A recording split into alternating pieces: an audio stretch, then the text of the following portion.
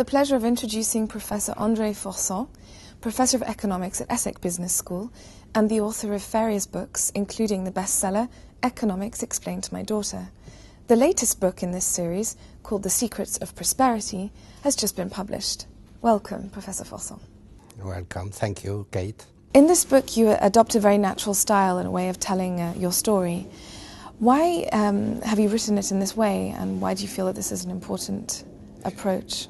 I use the same style I used in the one previous book that was a bestseller in economics called Economics Explained to My Daughter. So the idea is to be able to present, to explain to readers, lots of readers of course, in a simple way without any technical terms, any jargon. So to explain in a simple and interesting way the great subjects relate to the prosperity of societies, quantitative prosperity, that is the standard of living, and also qualitative, everything that is related to the environment, to the climate change, to the so-called limits to growth that would result from the use of natural resources, from the environment that would be destroyed otherwise, and also to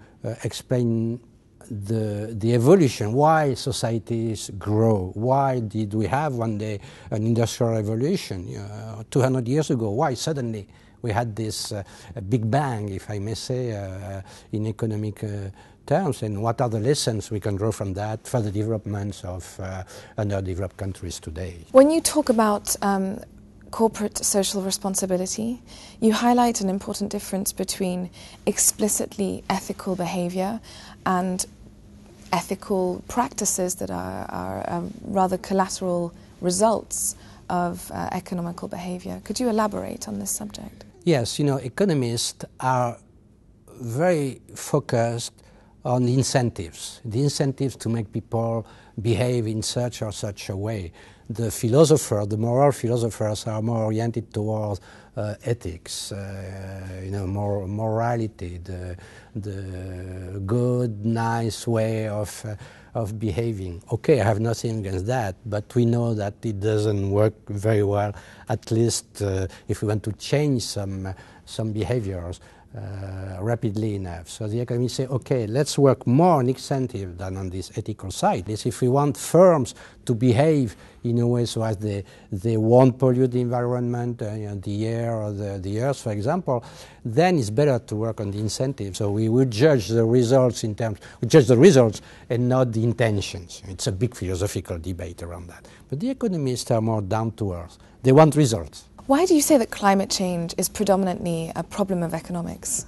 Yeah, I even say it's 80% an economic problem. Of course, it's a parable. I mean that if we analyze the climate change problem, all the forecasts, for example, about the increase in temperature, 2-3 degrees over the century, are based on economic hypotheses.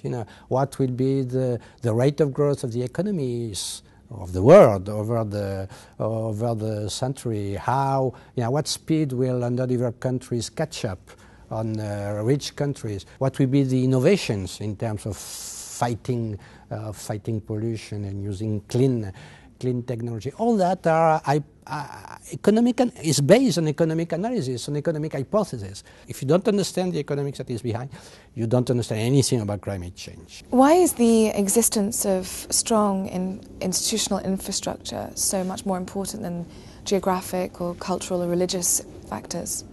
Economists have analyzed this question. It's a new field in economic analysis over the last, let's say, 10 years, so it's very new. They've done very serious analysis researches, at the same time theoretical and empirical, studying what determined the growth of countries over the long run. And it came out that indeed institutions are much more important to explain the evolution of the economy than culture, than geography, than religion. The dominant factor is institution, that is the way, the incentives that people have to work, to invest, to innovate, and based very much around the property rights. Do you think that democracy is a prerequisite for long-term growth and prosperity?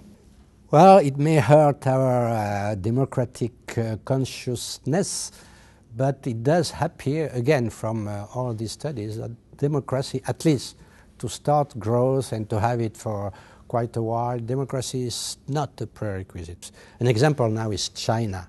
At the level of cities, at the level of regions, now people can use and receive the income related to their work, to their investment, and they forget about communism, they don't want to hear about it, and they work, they invest, they innovate, and that works. I think in the very long run, the institutions, democratic institutions, that are the strong foundations for these incentives will have to, I think, to appear. And what about the relationship between the state of the environment and natural resources in economic development? Yes, that is one of the big questions that is discussed now, because with the development of China, India, Brazil, and all these countries is more than 40% of the world population. People say, well, there won't be enough resources, or the environment will be destroyed if these people, if these countries develop the way we have. But the economists say also that a society adapts, and the economics adapt if markets function reasonably well, adapts, and there are substitution of some natural resources from others. There are innovations also, innovations in order to look for this matter. Oil is a good example. If one natural resource become too expensive, become too rare and too expensive because the demand is too high, and the price will increase, then people will start to economize on them, to save on these resources, and then there will be innovations, maybe to find more of these resources. And I'm confident that technology, innovation, and human ingenuity will allow the whole world to keep on growing for forever, I don't know, but it's for 1 or 2 centuries it would already be good. For the readers, what is the most important message that they should take from this book? Incentives are the core of economic development. Incentives are the core of prosperity of societies. Prosperity, quantitative prosperity, that is a standard of living, to simplify it, that is the summary, so to speak, of quantitative prosperity, but also qualitative prosperity, good environment, good quality of